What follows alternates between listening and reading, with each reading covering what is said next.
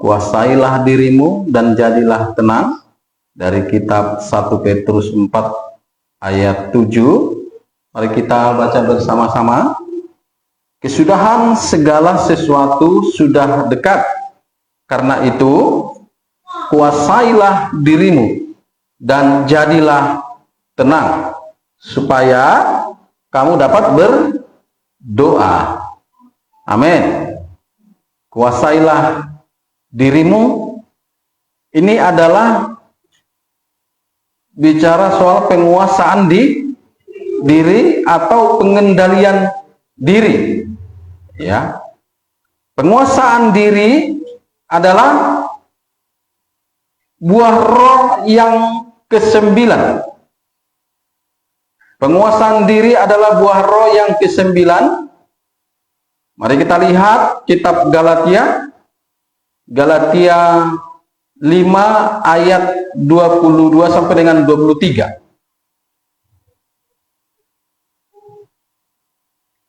Jadi penguasaan diri adalah buah roh yang ke-9. Mari kita lihat Galatia 5 ayat 22 sampai dengan 23.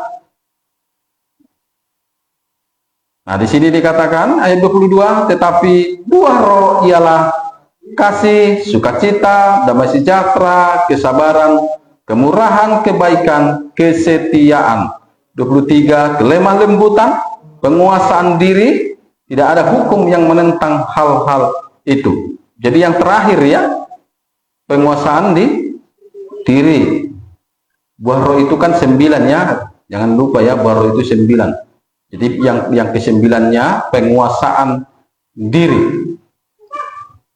Nah, kalau kita bicara penguasaan diri atau menguasai diri, ya, menguasai diri atau penguasaan diri sangat penting dan harus. Ya. Ingat, menguasai diri atau penguasaan diri sangat penting dan harus. Ya. Kenapa sangat penting dan harus? Mari kita lihat 2 Petrus 1 ayat 5 sampai dengan 9. 2 Petrus 1 ayat 5 sampai dengan 9. Ya, di sini dikatakan mulai dari ayat 5, justru karena itu kamu harus dengan sungguh-sungguh berusaha untuk menambahkan kepada imanmu kebajikan, dan kepada kebajikan pengetahuan, ayat 6, dan kepada pengetahuan penguasaan diri. Ada di situ lagi penguasaan diri. Kepada penguasaan diri ketekunan, dan kepada ketekunan kesalehan. 7, dan kepada kesalehan kasih akan saudara-saudara, dan kepada kasih akan saudara-saudara kasih akan semua orang. 8, sebab apabila semuanya itu ada padamu dengan berlimpah-limpah, kamu akan dibuat menjadi giat dan berhasil dalam pengenalanmu akan Yesus Kristus Tuhan kita. 9-nya, tetapi, nah ini yang penting ya, 9 ini, tetapi barang siapa tidak memiliki semua itu, ia menjadi buta dan picik, karena ia lupa bahwa dosa-dosanya yang dahulu telah dihapuskan. Ya, tetapi barang siapa tidak memiliki semuanya itu, tadi salah satunya penguasaan diri. Karena di situ kan salah satunya penguasaan diri dari yang kita baca mulai dari 5 tadi. Ia menjadi buta dan picik. Ya. Jadi ketika seseorang tidak memiliki penguasaan diri, maka dia akan apa? Menjadi buta dan picik. Ya. Nggak tahu diri. Ya. Salam. Nggak tahu diri. Makanya dikatakan dia 9 tadi bahwa dosa-dosanya yang dahulu telah dihapus. Ya. Nggak tahu diri. bahwa dosa-dosanya dulu telah dihapus. Ya. Akhirnya apa? Buta dan picik. Ya. Hidupnya tidak dijaga. Ya. Dia nggak sadar, nggak tahu diri bahwa dia ada pada saat ini karena Tuhan menebus dosa-dosanya dahulu. Ya.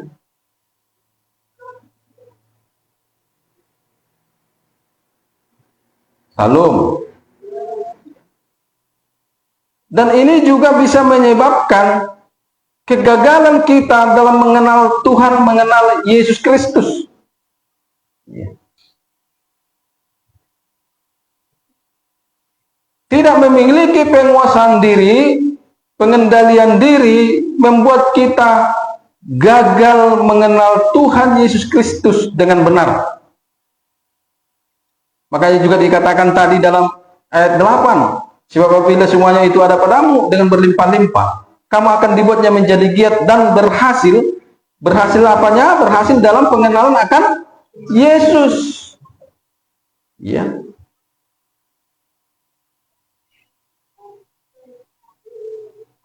Haleluya.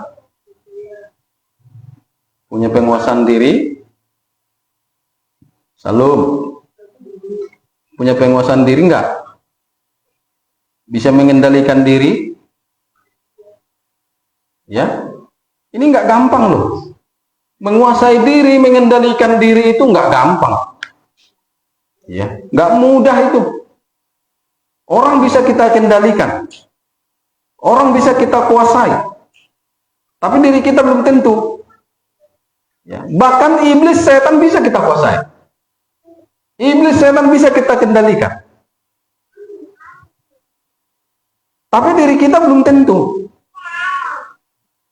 Ya. Ada banyak hamba Tuhan mengusir setan dia gampang, mengendalikan iblis setan dia gampang. Tapi begitu bicara pengendalian dirinya pribadinya babak belur. Ya. Salam saudaraku. Kita harus bisa mengendalikan diri kita, menguasai diri kita dalam segala hal. Dalam segala hal apapun itu. Ya.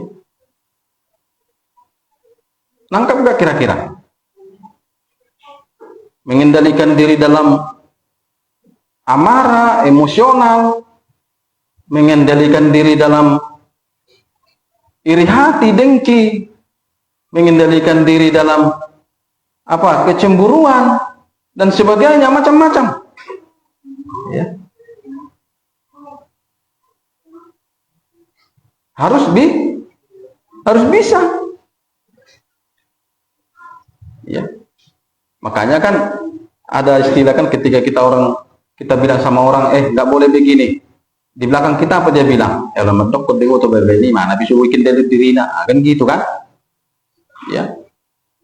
Akhirnya kita jadi batu sandungan. Dan kita bisa menjadi picik loh kalau nggak bisa mengendalikan diri. Ya. Ini yang lebih repotnya. Ini yang lebih bahaya.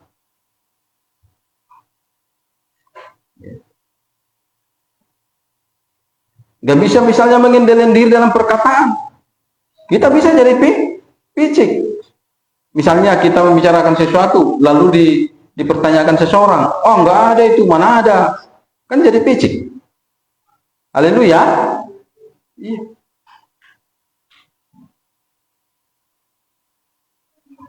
Kenapa kau dengki? Oh nggak ada aku dengki kok. Iya. Jadi hati-hati yang namanya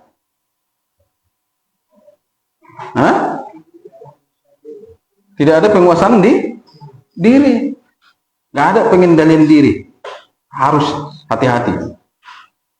Jadi kita pastikan bahwa kita bisa menguasai diri kita, bisa mengendalikan diri kita, dan itu harus dalam segala dalam segala hal.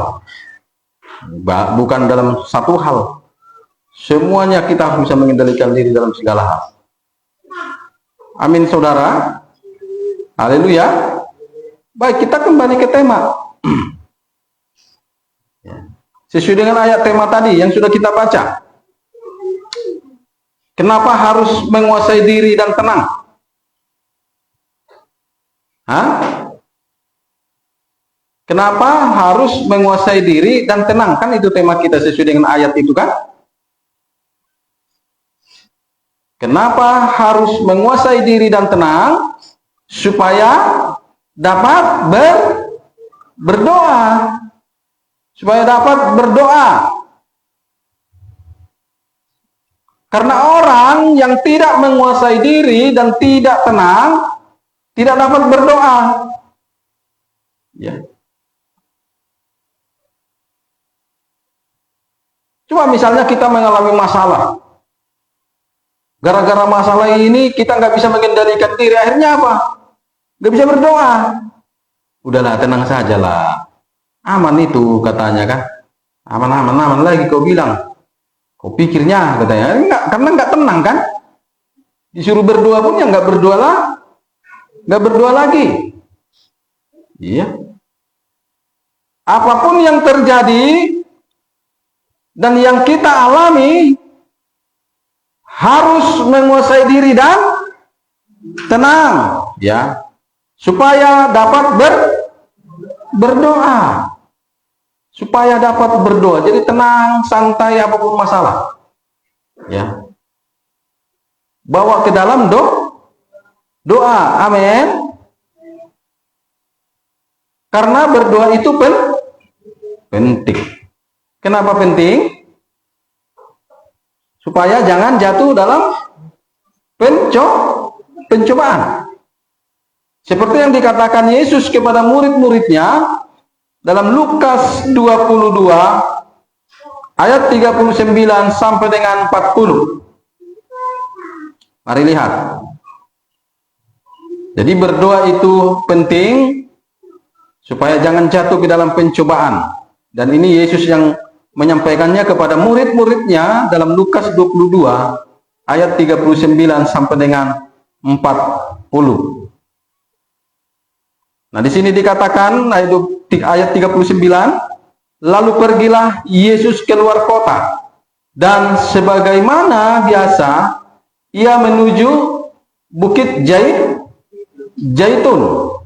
Murid-muridnya juga mengikuti dia. Ayat 40. Setelah tiba di tempat itu, ia berkata kepada mereka, berdoalah supaya kamu jangan jatuh ke dalam pencobaan. Ya. Jadi kenapa berdoa itu penting? Ya, supaya jangan jatuh ke dalam pencobaan. Ya. Makanya harus ada penguasaan diri, pengendalian supaya bisa berdoa, supaya jangan jatuh ke dalam pencobaan. Ya. Amin, saudaraku.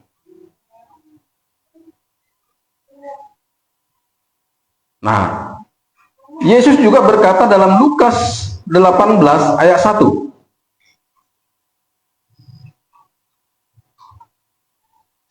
Lukas 18 ayat 1.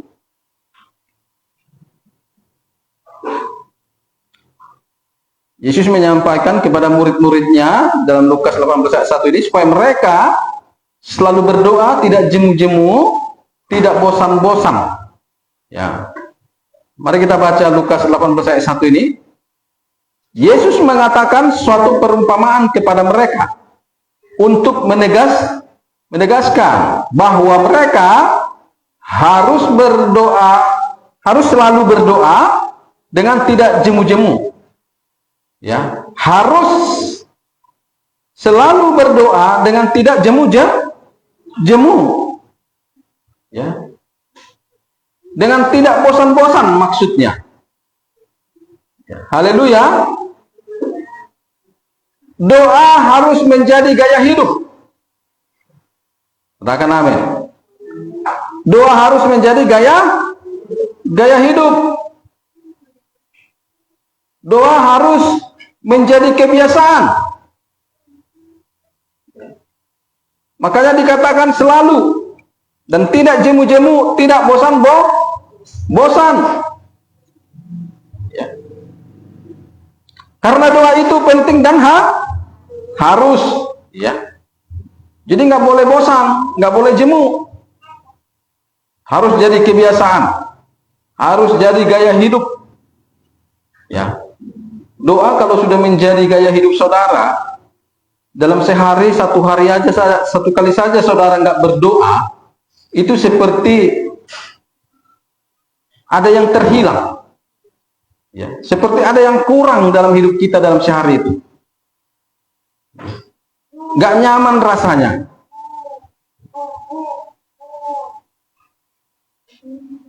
Shalom.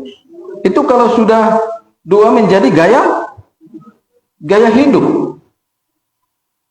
Ya.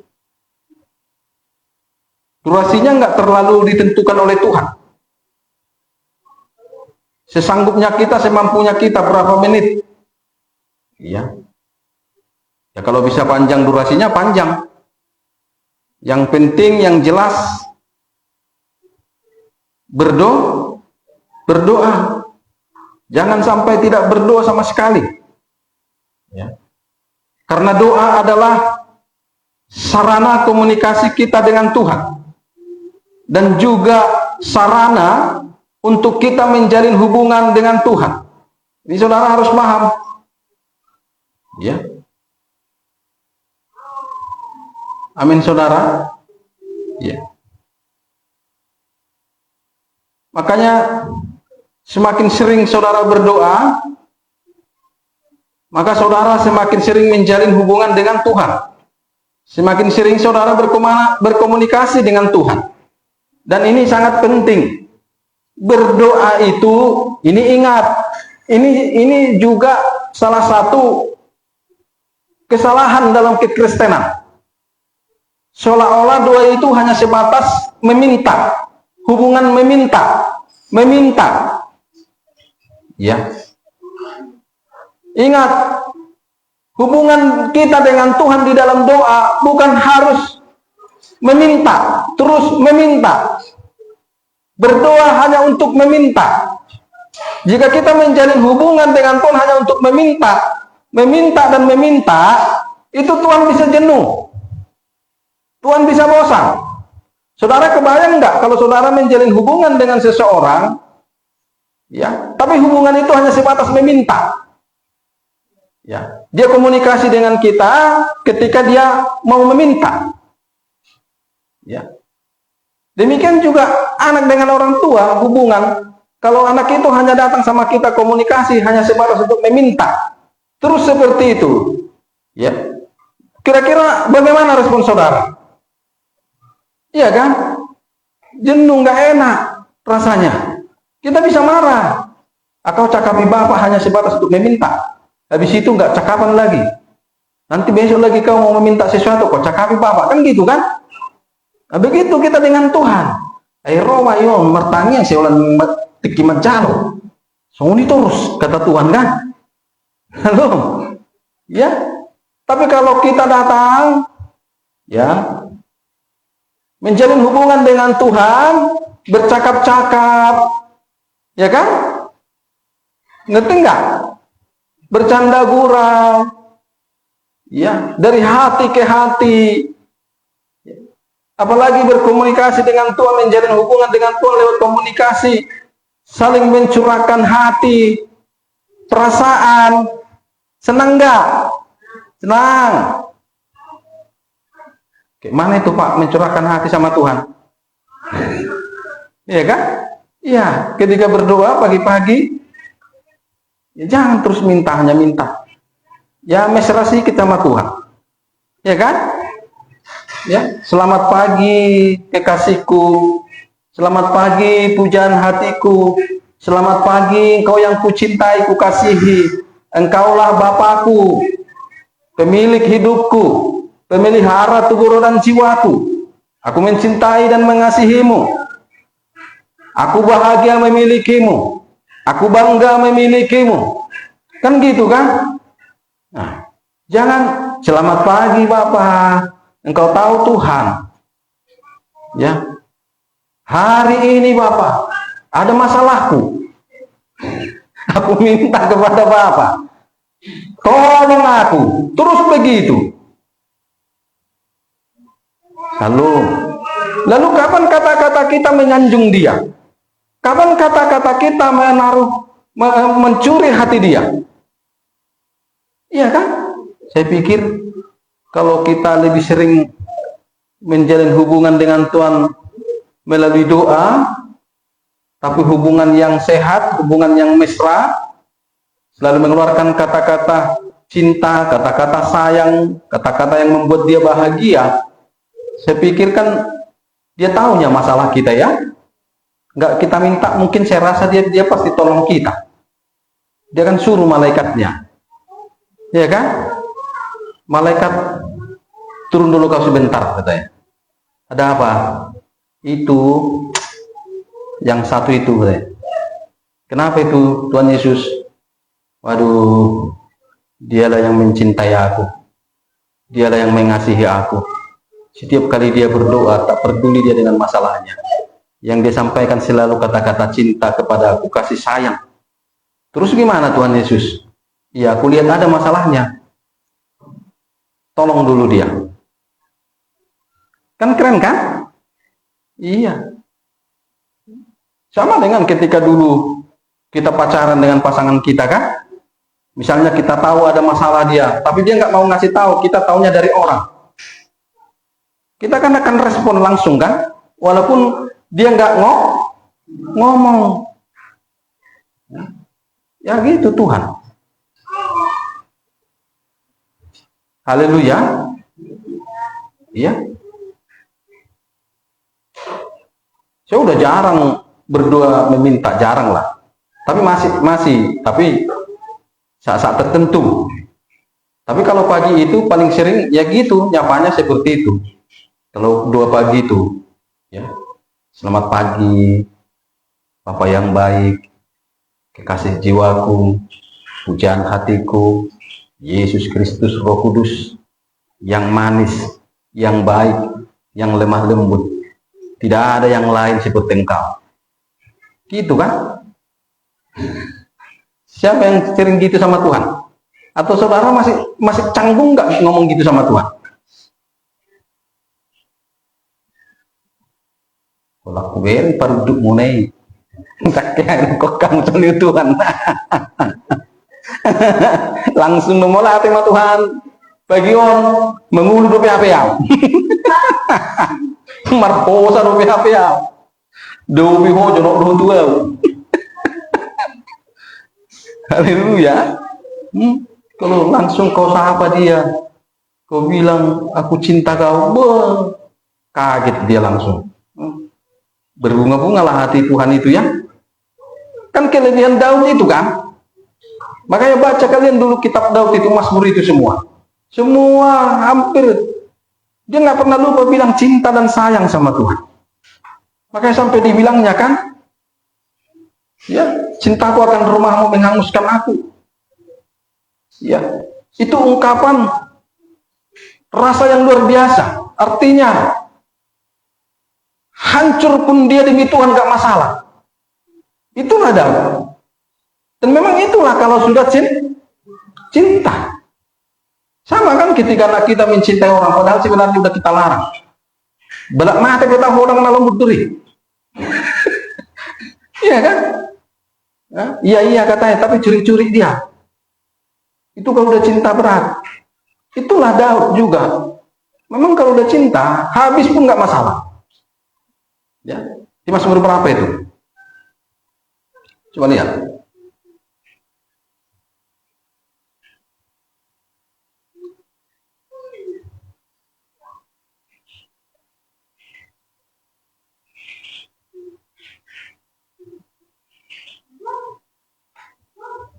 Mazmur 69. Mazmur 69 ayat 9. Ayo sama-sama dulu kita baca. biar dulu tertanam cinta itu sama Tuhan. Mazmur 69 ayat 9, sebab cinta untuk rumahmu menghanguskan dan kata-kata mencela engkau telah menimpa aku.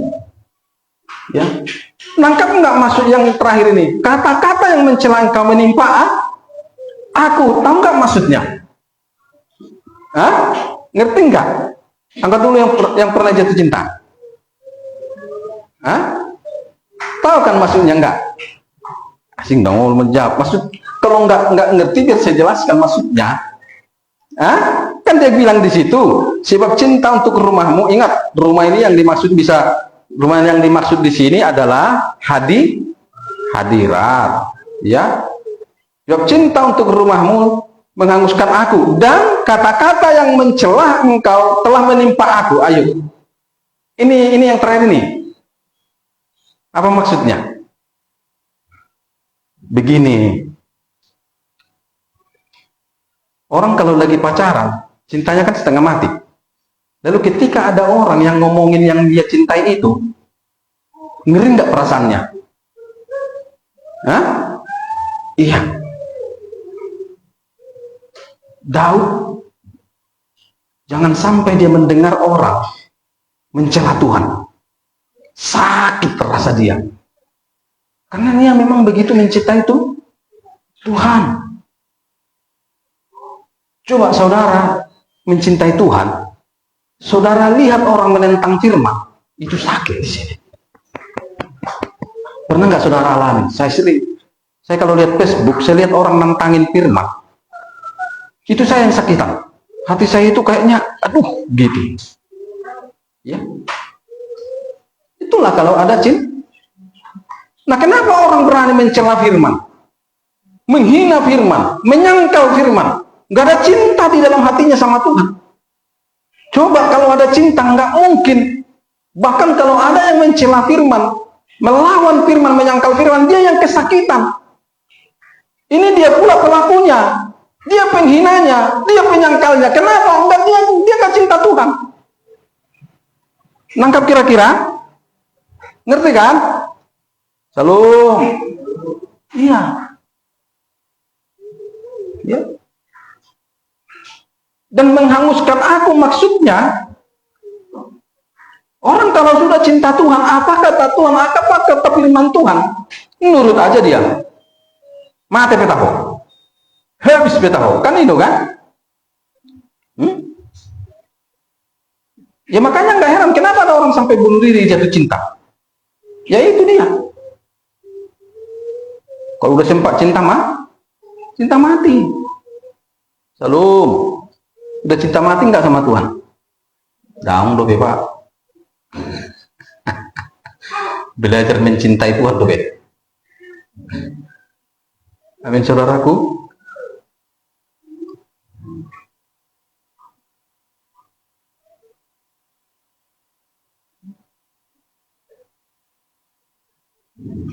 Dan kata-kata Daud ini itu terungkap di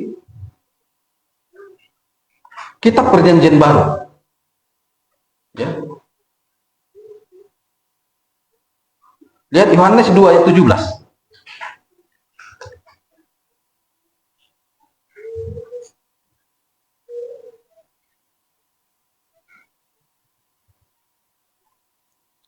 Yohanes 2 ayat 17. Di sini dikatakan, maka teringatlah murid-muridnya bahwa ada cinta untuk rumahmu menghanguskan aku. Bayangin apa yang disampaikan Daud dahulu itu diingat oleh murid-murid Yesus. Bayangin, karena memang begitu penting loh cinta ini. Cinta akan Tuhan ini sangat penting. Ya. Kenapa orang yang menghabisi Tuhan? Karena dia nggak cinta Tuhan. Kalau dia cinta Tuhan, dia yang rela dihabisi itu Tuhan. Tapi manusia sekarang nggak ada yang cinta Tuhan, makanya menghabisi Tuhan. Terus minta terus minta. Ya, aku mau ini Tuhan, aku mau ini Tuhan, aku mau begini Tuhan.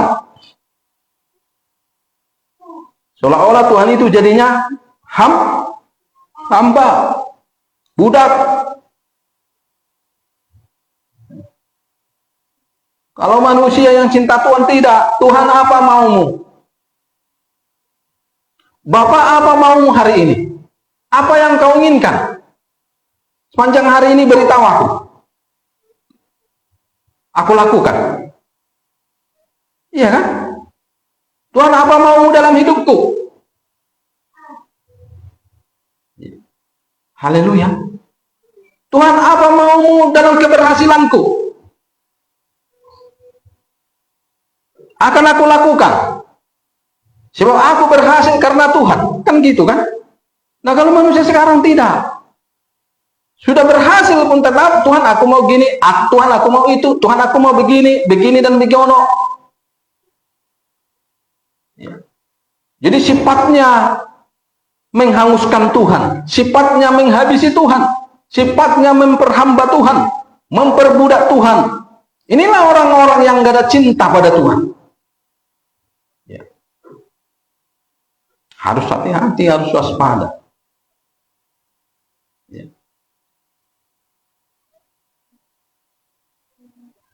Amin saudara. Haleluya. Nah itu makanya kemarin saya buat ada di Facebook itu, tapi banyak orang salah tangkap. Bahkan pendeta-pendeta yang tolong pun salah tangkap. Kan saya buat di beranda saya itu. Nah, pendeta, gembala itu hamba Tuhan, bukan hamba domba, bukan hamba jemaat, dan jelas ada dalam Alkitab. Maksudku apa? Supaya jangan lagi domba atau jemaat memperbudak pendeta atau gembala.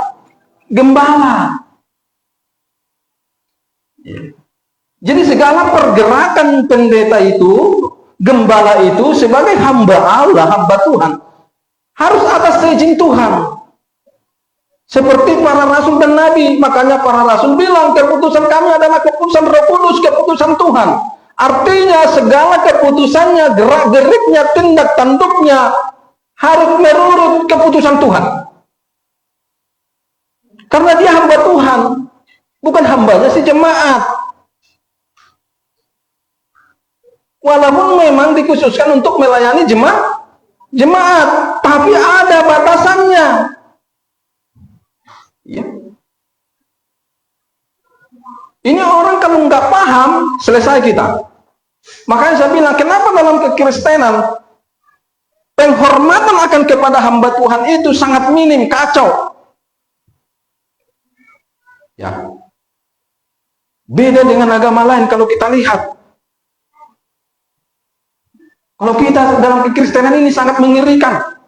Firman Tuhan pun nanti disampaikan pendeta, gembala, bisa diresponi negatif. Inilah saking kurang ajarnya. Ya. Ngeri loh. Selalu menuntut. Kasih. Nggak ada kasih. Pertanyaannya, jemaat punya kasih nggak kepada hamba Tuhan? Enggak. Ya. Kau kan hamba Tuhan, katanya. Iya, saya hamba Tuhan, bukan hambamu. Kalau ini kita pahami dengan benar, ya, maka kita nggak mungkin sembarangan kepada yang namanya hamba Tuhan. Kenapa sembarangan? Nggak paham. Dia pikir hamba Tuhan itu hambanya. Makanya segala sesuatu ya, dibebankan kepada pendeta, kepada gembalanya. Kenapa ada jemaat nggak makan dia? Pendetanya yang dihina. Emang urusan makan minum si jemaat urusan pendeta? Tidak. Justru sebenarnya sebaliknya loh. Ya. Urusan makan minum si gembala, pendeta, urusan jemaat. Karena jemaat sudah diberkati lewat pemberitaan firman, pengajaran firman, hidupnya dituntun supaya berhasil, supaya benar, supaya diberkati Tuhan. Lalu timbal baliknya dia harus memperhatikan bapak rohaninya, gembalanya. Kalau sekarang habis kacau balau, ya, Gembalanya yang menuntun dia dalam kebenaran, mengajar dia dalam kebenaran, mendoakan dia, lalu berharap lagi kalau nggak makan dikasih makan, kalau nggak ada berasnya kasih berasnya, nggak ada uang sekolah anaknya kasih uang sekolah anaknya. Batu magong mahamu gabi pagdita, aw magabi jemaat. Kan gitu jadinya kan, berenak kali, ya kan? Hah? Makanya kekristenan sekarang rusak sudah, karena memang nggak mau baca Alkitab, ya. Jadi nggak paham dia apa yang menjadi kewajibannya sebagai jemaat. Ya, dia pikir juga kasih itu sembarangan, kasih itu asal praktek, tidak. Ya. Harus ditempatkan pada tempatnya. Haleluya. Makanya Tuhan kita itu adil. Kenapa harus ada dalam Alkitab persembahan-persembahan? Dia sudah tahu. Supaya ada kebutuhan umat Tuhan, supaya ada kebutuhan hamba Tuhan, kebutuhan orang-orang yang melayani dia. Ya. Tapi memang inilah rusaknya kekristenan. Sudah disusupi si setan, si iblis. Ya. Mendakwa semua yang tertulis. Mendakwa isi Alkitab dengan logika-logika yang benar menurut daging, bukan lagi menurut roh. Ya. Ini berapa tahun ini kacau kali. Ya. Kalau kita lihat zaman-zaman dulu, zaman Pentakosta dulu nggak seperti sekarang. Ya. Nggak ada pernah bersungut-sungut jemaat. Nggak pernah ada tuntutan-tuntutan. Nggak ada beras kami. Nggak makan lagi kami Pak Pendeta. Uang kontrak kami nggak ada. Kalau nggak bisa kau bayar, pindah gereja aku. Nggak ada dulu seperti itu. Ya. Kalau nggak kau beri, ada pendeta di sana suka memberi ke sana aku. Dulu nggak ada itu. Makanya zaman-zaman Pentakosta dulu, jemaat itu diberkati Tuhan karena apa? Mereka memperhatikan gembalanya, mereka memperhatikan hamba Tuhannya. Ya. Jadi sekarang udah membingungkan dan mengacaukan. Rusak. Makanya sekarang banyak hamba Tuhan nggak mau lagi anaknya jadi pendeta. Hampir rata-rata. Ya, saya kalau jumpa dengan hamba Tuhan, ya, hampir rata-rata bilang seperti itu.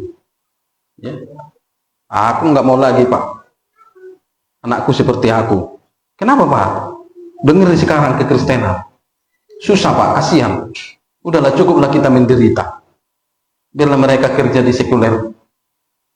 Nggak jadi bahan hinaan. Nggak jadi bahan cacian. Ya. Lebih bahagia mereka daripada jadi hamba Tuhan, duduk salah, berdiri salah. Jadi dilema. Gak ada lagi. Ya. Sudahlah. Cukuplah kami yang merasakan sakitnya, kata. Karena memang ngeri jadi hamba Tuhan. Ya.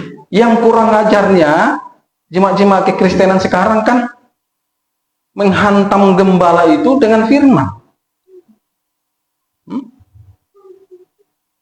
Kan ada ayatnya, Pak. Barang siapa mengikut aku harus siap menderita dicaci maki. Kan nggak ada di situ dibilang barang siapa jadi hamba Tuhan harus siap dicaci maki. Artinya apa? Isi ayat itu secara keseluruhan untuk hamba Tuhan, untuk jemaat juga.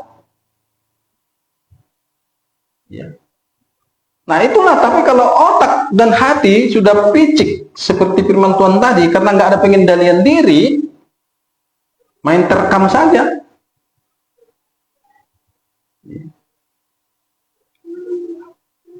Haleluya. Ngeri loh. Ya. Makanya saya kemana-mana diundang khotbah, nggak ada saya lembek-lembek khotbah, karena memang sudah waktunya diluruskan kekristenan ini, karena sudah parah. Sangat parah. Kalau dulu-dulu beberapa tahun yang lalu, ya, orang ketemu pendeta misalnya kenalan, saya pendeta katanya, responnya segan nggak segan, salu mamang, pendeta ada apa? Pendeta dia mau mamang, iya kan? Kalau sekarang, saya udah berapa kali, saya pendeta saya. Jadi kalau bapak pendeta, kenapa rupanya katanya? Hah? Langsung otaknya itu picik loh. Hatinya dia pikir, aku bilang aku pendeta, langsung dia mikir, ah ini duit nih, mata duitan. Kan kurang ajar. Kalau dulu nggak seperti itu. Ya. Yang bapakku aja nggak jelas kekristenannya. Hah? Kalau dia ketemu pendeta dihargai. Benar. Ya. Padahal dia nggak mau pijak gereja. Tapi kalau ada orang jumpa, ada kerja tamang, pendeta dawa amang katanya. Baik, amang, udul. Minum jo, kamu jo perkudetes ni amang. Ada itu di kampung kami, pendeta karismatik. Rumahnya jauh dengan gereja. Itu kalau ditelepon bapak saya kan tukang beca. Karena nggak bisa jet lagi. Jemput Jo amang, tuh parokol atau silalahi. Kalau dibilangnya hari Minggu mau pelayanan, jemputnya itu. Karena dia yang cerita, ada langgananku, pendeta katanya. Bayangin loh, dia bukan agamanya nggak jelas sampai hari ini. Tapi tahu dia menghargai pendeta, hamba Tuhan. Sekarang yang ngaku Kristen,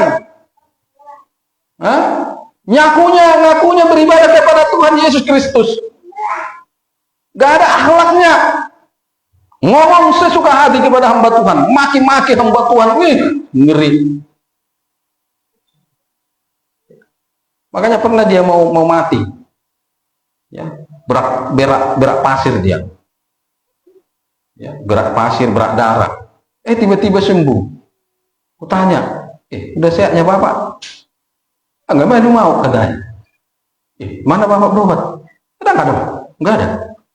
Jadi, sobo tuh tanya ke pendeta ya lang danakin or becek. Dibiarin pucat buhiku katanya. Ditengok mukanya pucat. Kok muka topung kok agak pucat? Lu masah hitam. Berhentikan dulu becaknya. Didoakan katanya, dia diletakkan tangannya. Sembuh.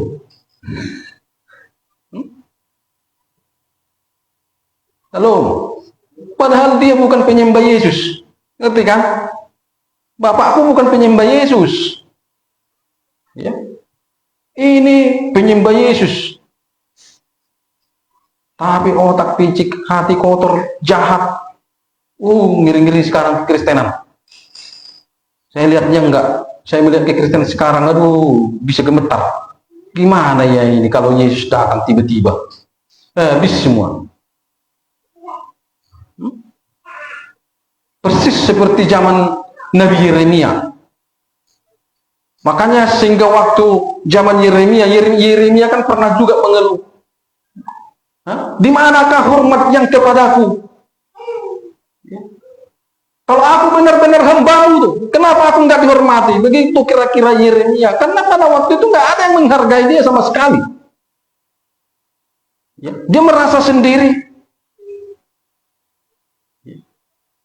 Padahal dia menyampaikan kebenaran dengan tegas. Itu yang terjadi sekarang. Makanya selalu saya sampaikan kepada saudara di tempat ini, perhatikan apa yang terjadi saat-saat ini. Orang kalau ngerti isi Alkitab, dia tahu, oh ini pengulangan. Karena ini sudah pernah terjadi zaman-zaman sebelumnya. Ya. Kita akan ngerti, tahu. Lalu kita bisa mengantisipasi diri kita, jangan sampai kita orangnya. Ya. Kalau zaman Yeremia, ada banyak orang tidak tahu menghargai Nabi. Ya. Zaman sekarang juga terjadi, jangan ikut-ikutan. Haleluya. Ingat, Mau jahat pun pendeta itu mau bagaimana, penting kalau saudara tahu dia pendeta. Ini pesan saya kepada saudara berulang kali saya katakan. Kalau bisa kau ajak minum, kasih minum. Gak apa-apa. Haleluya. Kasih minum. Kalau bisa saudara kasih makan, kasih makan. Ya. Udah makan aman? Haleluya. Ingat kisah Daud ya, Daud dan Saul. Walaupun Saul sudah jatuh, Daud tetap menghargai. Daud tetap menghormati dan menghargai Saul. Walaupun Saul sudah jatuh dan sudah dipecat Tuhan. Tapi Daud bilang apa? Ada urapan dalam tubuhnya. Ya. Sejahat-jahatnya pendeta, sejahat-jahatnya gembala, ingat, ada urapan dalam tubuhnya, itu yang harus kau jaga. Karena urapan itu dari Tuhan. Jangan dilecehkan. Ngatur jarak, boleh. Kalau kira-kira pembicaraannya udah agak lain, ada kepentingan-kepentingan, ya pintar-pintarlah. Ya. Amin, saudaraku. Iya. Kami dulu, nggak tahu masih ingat nggak Ibu Gembala, dulu kami waktu pasar melintang sana, belum jadi hamba Tuhan. Ada berapa kali hamba Tuhan dari Saksi Jehovah datang.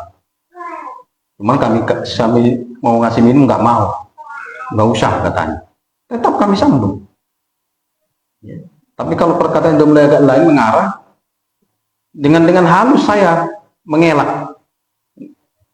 Nggak langsung saya bilang, enggak. Haleluya. Saya setuju kau. Enggak langsung gitu. Waktu saya merintis juga pertama kali kami di sana, ada berapa kali datang penginjil-penginjil yang nggak tahu, ada yang Saksi Jehovah, ada yang entah dari mana saja. Waktu itu ada kios pangkas di situ, cabangnya Pangkas Laut. Saya ajak ngobrol di kios pangkas itu.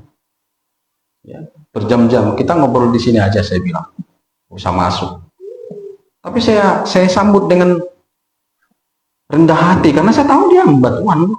Kalaupun mungkin pengajarannya menyimpang kan gitu kan, tapi tetap saya sambut. Iya.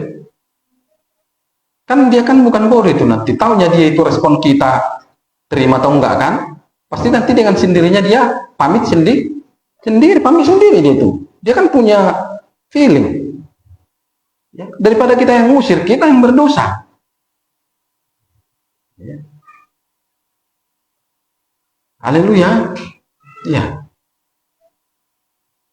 Jangan karena sedikit saudara celaka loh. Bahaya itu. Amin, saudaraku. Iya. Jadi doa tadi apa? Doa harus menjadi gaya hidup. Ya. Jadi jangan bosan-bosan. Jangan jemu. Ya. Dan saudara juga harus tahu doa itu dapat membuat roh saudara menjadi roh yang luar biasa seperti Daniel. Semakin saudara rutin, rajin berdoa, maka rohmu semakin luar biasa. Kenapa? Karena ketika kita berdoa, roh kita itu terhubung dengan Tuhan, terkoneksi. Artinya roh kita itu kena cas. Ya. Seperti handphone. Nah, itulah Daniel. Makanya dikatakan dalam Daniel 5 ayat 12 sampai dengan 16.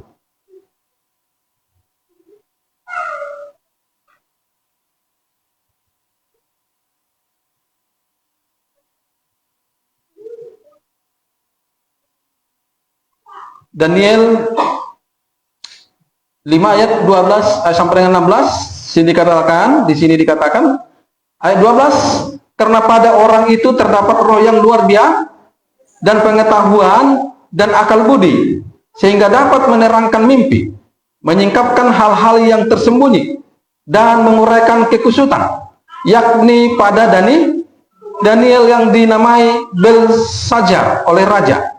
Baiklah, sekarang Daniel dipanggil dan ia akan memberitahukan maknanya. 13. Lalu dibawalah Daniel terhadap raja. Bertanyalah raja kepada Daniel, engkaulah Daniel itu, salah seorang buangan yang telah diangkut oleh raja ayahku dari tanah Yehuda. Telah kudengar tentang engkau, bahwa engkau penuh dengan roh para dewa, dan bahwa padamu terdapat kecerahan, akal budi, dan hikmat yang luar biasa.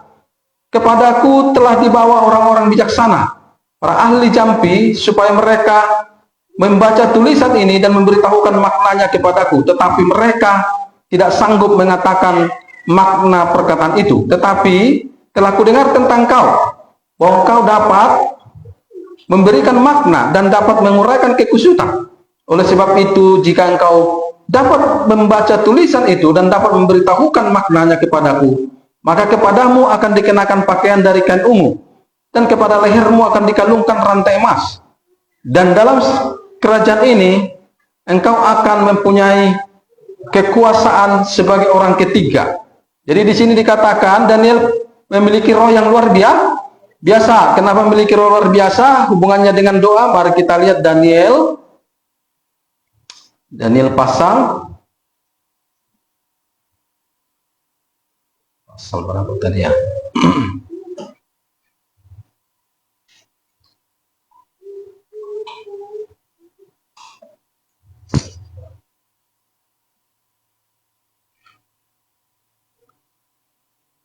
Pasal 6.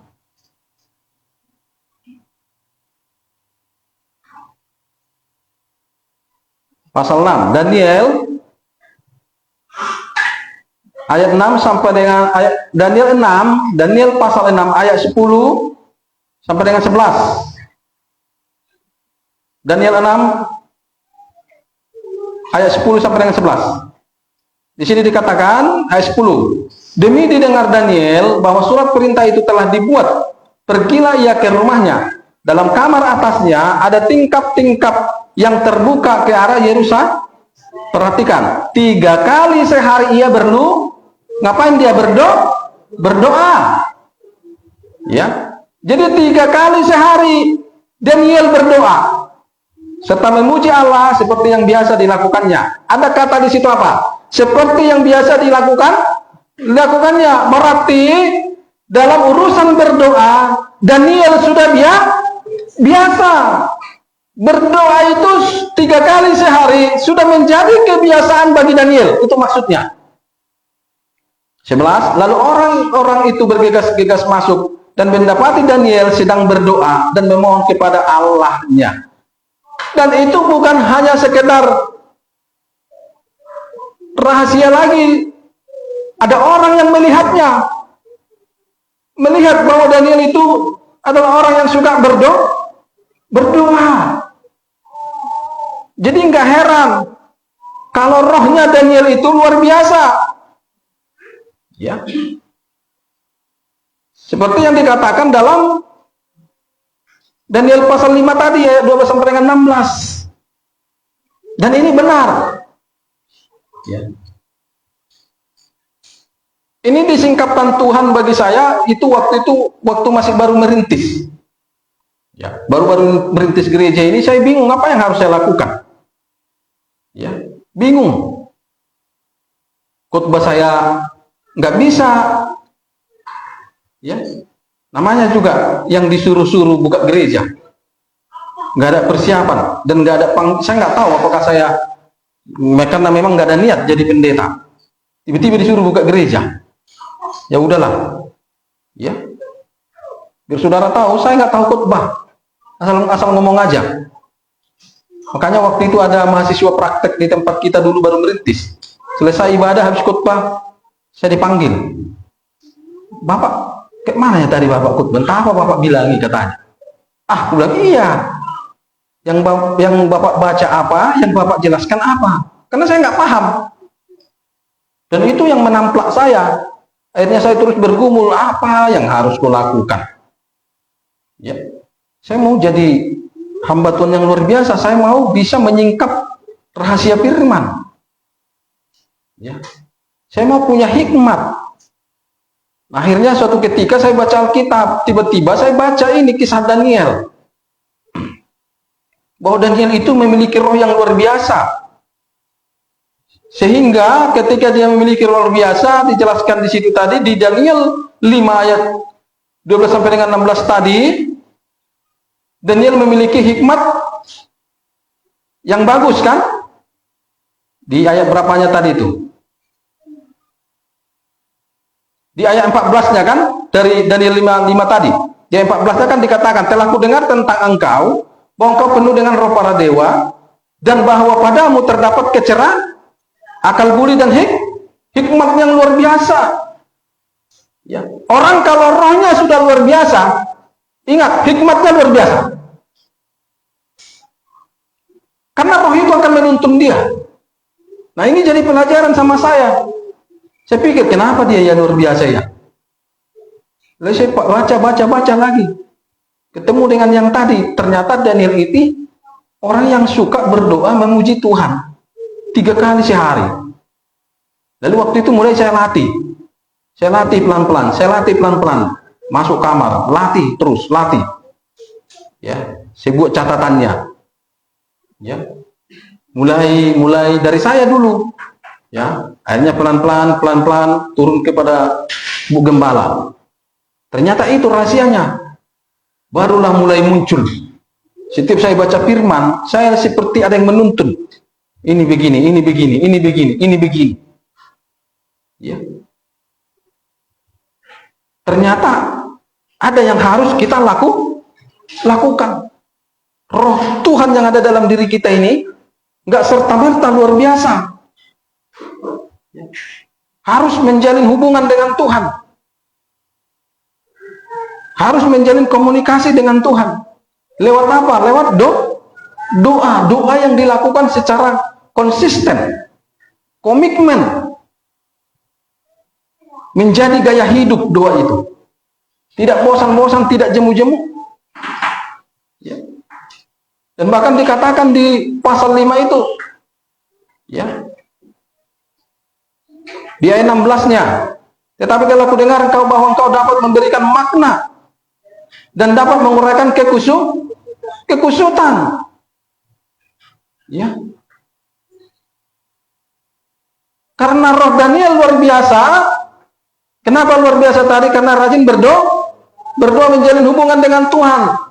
Lalu rohnya luar biasa. Maka dia apa? Bisa menguraikan makna dan dapat menguraikan kekusutan. Ya. Saudara dan saya kalau sudah memiliki roh yang luar biasa, ya, maka saudara akan dengan mudah memberikan makna dan dapat menguraikan kekusutan. Dapat menguraikan kekusutan artinya dapat menyelesaikan masalah, persoalan yang rumit, atau dapat menata kembali masalah atau persoalan. Itu maksudnya menguraikan kekusutan. Itulah Daniel, karena pada waktu itu kan raja dalam mengalami masalah. Ya, udah pening si raja. Tapi melalui Daniel semua dapat terjawab, semua dapat terselesaikan. Karena Daniel memiliki roh yang luar biasa, sehingga dia memiliki hikmat yang luar biasa. Kenapa dia bisa seperti itu? Karena dia rajin berdoa 3 kali sehari, dan itulah kebiasaan dia. Dan itulah menjadi gaya hidupnya. Kita kan enggak, kita mau jadi orang yang luar biasa, tapi enggak mau melakukan apa-apa. Dari mana jalannya? Ya. Salam saudaraku. Haleluya. Angkat sampai di sini ya. Ya. Jadi pentingnya menguasai diri dan jadilah supaya bisa dapat berdoa. Ya. Haleluya. Demikian kebenaran firman Tuhan.